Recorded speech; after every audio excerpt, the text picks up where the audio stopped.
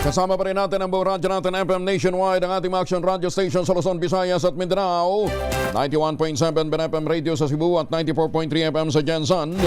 Sa detalye ng mga balita, lumakas pa ang bagyong Marce at naging severe tropical storm. Dahilan para isa ilalim sa signal number 1 ang 5 lalawigan sa Hilagang Luzon. Yung Marce may lakas na hangin umabot ng 100 km bawat oras malapit sa gitna. Pagbugso umabot ng 120 km bawat oras habang kumikilos pa northwestward sa bilis na 15 km bawat oras. Huli itong namataan sa layong 570 km east ng Birac, Catanduanes o 715 km sa silangan ng Daet, Camarines Norte.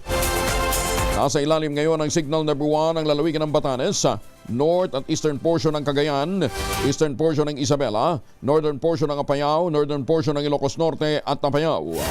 Ayon sa Pag-asa, inaasahang kikilos ang bagyo ng pa-west-northwestward. Hanggang Miyerkules na umaga bukas, bago pumihit pa-westward sa Philippine Sea sa extreme northern Luzon.